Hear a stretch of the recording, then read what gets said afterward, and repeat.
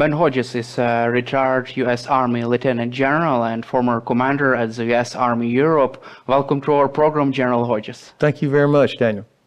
As the war in Ukraine nears its third year, where the war is headed right now, from your perspective?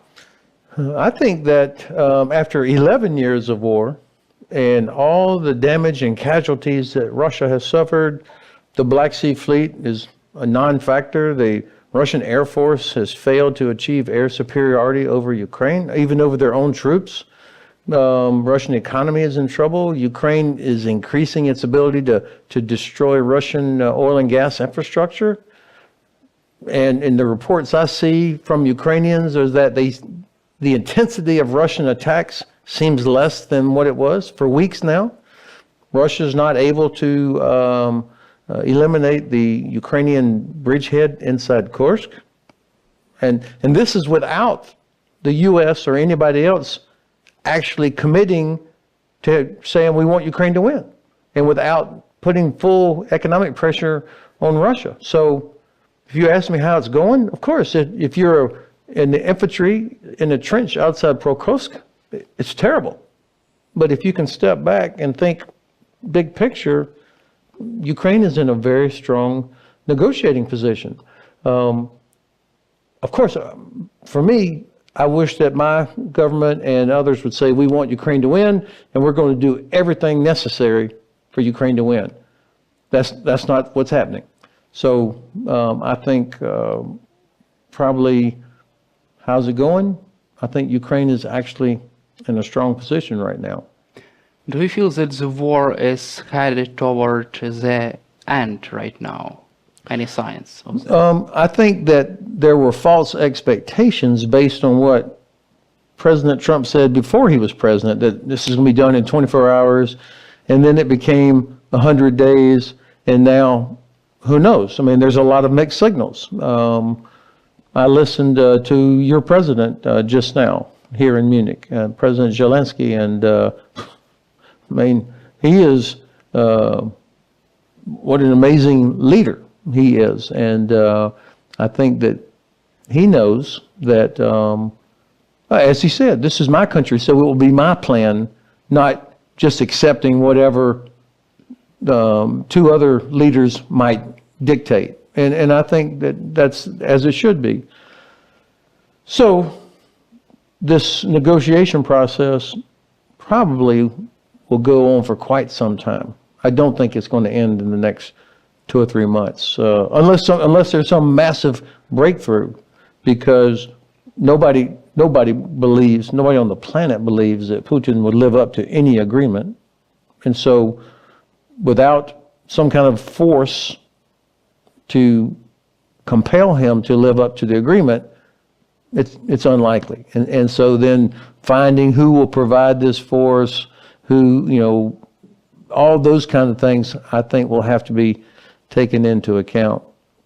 I will also cover with you peacekeeping missions after another topic, but I would like also to focus our attention on the recent statement from the J.D. Vance.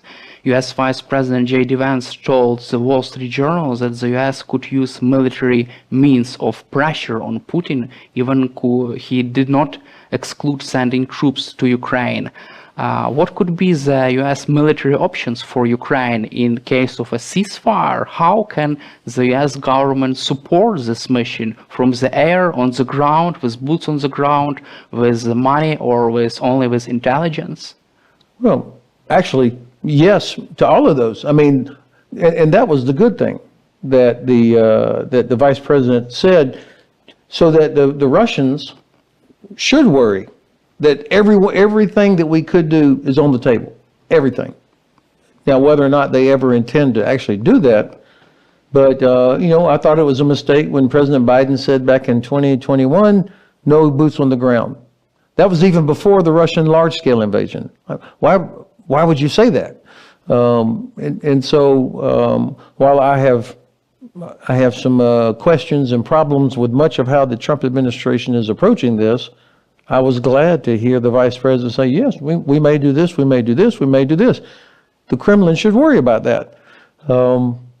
President Trump has so much more leverage over the Kremlin now than he did 4 years ago or 8 years ago. I've already talked about what bad state the Russians are in.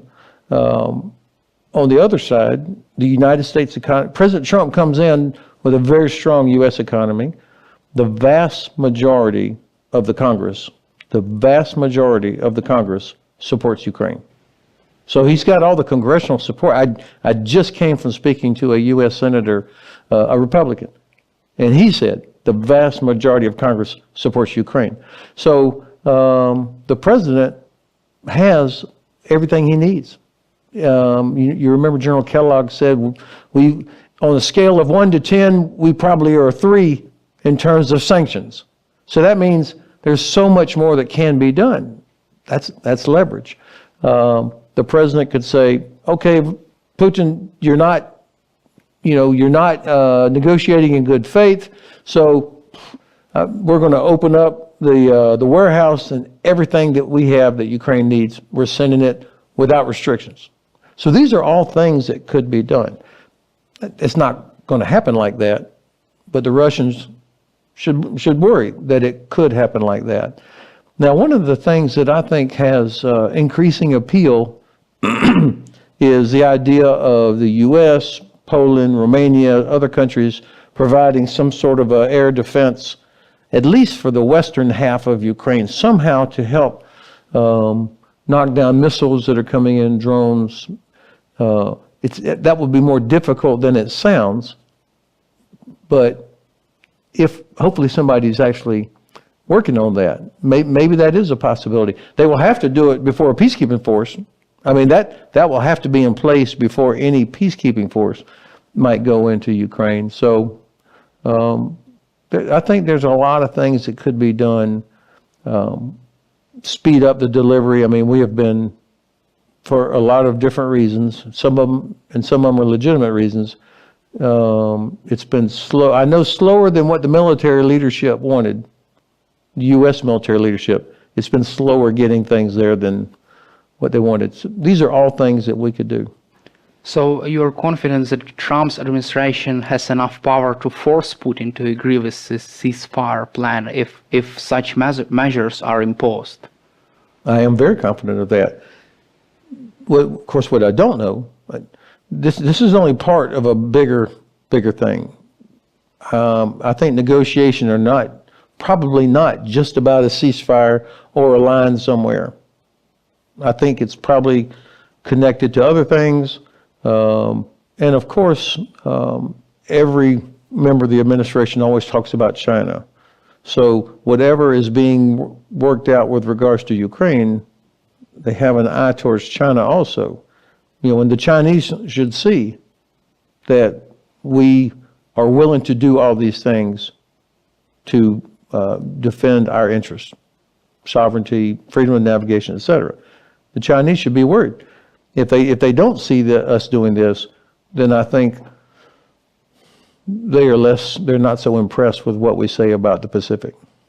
How much time could take these negotiations with Vladimir Putin and his team? Bloomberg reported that he was forming a professional team of negotiators and mediators. How much time would it take for Trump to force Putin to ceasefire? Of course, that's an impossible question to answer. Anybody that says it's going to be done by a certain date, that is 100% wishing or guessing. I've seen people talk about, they want to get it done by 9 May so that you can have this big... I'm sure Putin would love nothing better than that, to have victory, and have the American president at Red Square. Oh my God. But this is people speculating about things. Any date or deadline is, at least in public, is artificial. And the Russians should believe that we're prepared to do this until we get to the point where President Zelensky says, I'm good with this. So however long that is. And also from your perspective, these negotiations between Ukraine, Russia and the United States and the front lines, also Pete Hegseth commented on that, and he made one interesting statement that he does not rule out providing Ukraine with nuclear weapons if Trump decides to do so. What is your reaction to this interesting statement? Yeah, I think Secretary Hegseth has come under some criticism from even Republican senators about what he said in Brussels there. So, and then the very next day, he, of course, began to walk back. So I think, I mean, let's be candid, it's still in the first weeks of a brand new administration. There's always going to be some mistakes made. I can't, it's hard to imagine any scenario where that would be approved. And keep in mind, and there will be some people in Ukraine that will remember this from when Ukraine did have nuclear weapons. This is so expensive. I mean, almost of the British defense budget, okay, which is close to like 2.5% of their GDP, 1% of their GDP is just to pay for their nuclear force, which is very small. So, in other words, almost half of the British budget, defense budget, is to maintain a modern nuclear force. So, I don't think serious people really believe that this would be helpful for Ukraine, even if this were a feasible thing. And I think the United States, no matter who, it's Republican, Democrat, Congress, nobody would see benefit for violations of the non-proliferation treaty. I think it's in our interest that Ukraine not feel that it had to do that. And also, so you're confident that only conventional weapons would be needed for Ukraine to deter another Russia's attack in the future? Yeah. I think whether it's capabilities that Ukraine manufactures itself or long-range weapons, air defense weapons, conventional artillery, all of these things, whatever is needed for Ukraine to win this war, that's what we should be providing without interruption. Do you feel that Vladimir Putin now is interested in agreeing with a ceasefire deal? Do you feel that he suffers enough and enough pain is being inflicted on Putin, Kremlin, and all Russia's allies to agree with ceasefire deals this year? Well, of course, he doesn't care about how many soldiers of his that are killed or damage that's done.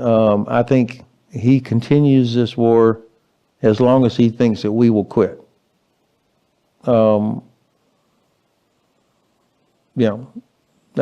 don't see him saying, "Oh, we've 1 million casualties," which will happen in a couple of months. They'll hit 1 million, maybe even sooner. I don't think he'll say, "Oh, that's too many. We got to stop." His survival depends on being at war and at least giving the illusion somehow that Russia is winning or going to win. So his survival is tied to that. So I have believed for the last couple of years that his only hope was to wait and hope that the U.S. would turn its back, try to get some kind of deal, and then be done. And I think when the day he realizes that's not going to happen is the day he begins trying to figure out how does he extract himself. Do you feel that there is any kind of feeling of regret in Kremlin regarding this whole military disaster in Ukraine right now?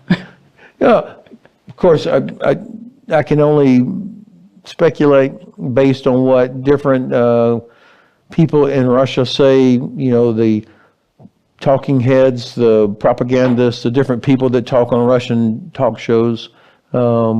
You've got people over here saying we should have used a nuclear weapon, we should have killed these guys, you know, and then over here it's like, what a huge mistake. And it does feel a little bit more and more that people are coming out saying that this was a mistake, and they're feeling brave enough to be able to say that publicly. I think that says something. But in terms of serious government figures saying this was a mistake, I don't think we'll hear that. And can you imagine a feeling of regret in Putin's head? Well, you know, dictators don't have a retirement plan. I mean, they have to, they stay in power for life, because usually bad things happen to dictators when they try to step down unless they have a really clear, strong succession program. And I don't know who that is in Russia. So the regret probably comes from oligarchs who no longer have their flat in London, or have their kids going to school in Switzerland, or their yacht has been impounded down in Naples, or wherever. They probably have personal regret about their own life, but I don't know how many of them would actually say we should have stopped Putin. This was a terrible idea. All this destruction. We lost our Ukrainian friends, and I don't get that feeling. If there is a ceasefire deal between Ukraine and Russia with, for example, European troops on the ground, how long could last this deal from your perspective? There are also discussions that Vladimir Putin could use this time to regroup and attack Ukraine again. How long could last this deal with European peacekeeping forces on the ground, and also American security assistance for Ukraine, providing weapons and all this stuff? Well, of course, that will depend on the makeup, with the mission, and who provides it. What's the expectation? I remember in 1995 when the NATO created the I-4 implementation force to implement the Dayton Peace Accord, and somebody had said this will last for 1 year, and so the question immediately became, so then what happens after 1 year? And the Supreme Allied Commander at the time, General Jowan, was smart enough to say, I don't worry about what happens in a year. I worry about what happens now. That's what I'm focused on, which was the correct thing for the commander to say. Let political leaders argue about what happens next. And I think the I-4 did last 2 years, and then it became S-4, Stabilization Force, and it went on. And actually, that was a very successful intervention. And but it started with a very strong, capable military force. 3 divisions, a corps headquarters, air, land capabilities, everything, and rules of engagement that allowed soldiers of I-4 to use force against any Serb or Bosniak or Croatian that violated the agreement. So whatever the peacekeeping force ends up being, and whoever's in it, it has to have a very clear mission. When somebody says, it's going to take 200,000 or 100,000 or 50,000. I said, well, what do you base that on? I mean, we don't even know what the mission is yet. So the size will depend on the task. If it's a zone of separation from the northern border of Ukraine to the Black Sea, that would have to be 40 kilometers, 50 kilometers wide perhaps, that's a lot of people. Now you're talking 200,000. That would be very difficult to have that much force for an indefinite period of time. If it's a smaller reaction force, obviously that's less, but that's also more easily pushed by the Russians. And the Russians on day one, I'm confident, will test immediately, are we really prepared to do whatever's necessary? And also there are discussions about this peacekeeping missions. So from your perspective, what should be the mandate? So the main point here is that such troops should be able to fight back in case of Russia's attack. They have to. Do you agree with it? Yeah, the rules of engagement. This was one of the reasons that the I-4 was so successful, was because the Serbs knew that any I-4 soldier could shoot to kill if they were pushed by a Serbian soldier. I mean, very clear, strong rules of engagement. And it has to be like a warfighting force, not 10,000 people with blue helmets. That's not going to work. And also, my last question for you about this peacekeeping forces and this mission. What do you expect, for example, another full-scale war in the future after this cease? Are there risks for such another conflict in Ukraine after this? Of course. If the Kremlin perceives that Europe, Canada, and the U.S. are like, all right, we got a deal, get back to business as usual, U.S. focus on the Pacific, we reduce U.S. capabilities in Europe, people start wanting to buy gas from Russia again. If they see that there's a quick effort to return to business as usual, which means the urgency needed for European countries to grow their own capability, if they see that, then I think, yes, we will see a resumption of the conflict. So the key to whatever the agreed settlement is will be the Russians seeing that we are prepared, that we're not going to waste this time, that Ukrainians are going to be trying to fix all the problems, reorganize, train, get ready, make itself indigestible. Russia should see Europe pushing more and more and more into Ukraine, and at the same time growing its own capability so that it becomes, it has the real deterrent capability. That's what the Russians should see. If they don't see that, and if they don't see a strong U.S. commitment, then I think absolutely the risk goes up. In Germany, there's a lot of talk about we have to be ready for 2029. I mean, that was an estimate, like 4 or 5 years to be ready to achieve where they think they can be. All right. Well, if that's true, then the Russians will say, all right, well, why would we wait until 2029? So the danger time is between now and when Germany and other European countries think they will be finally ready. Thank you, General Hodges, for your time and for your support for Ukraine, and glory to Ukraine. Heroam Slava. Thank you very much.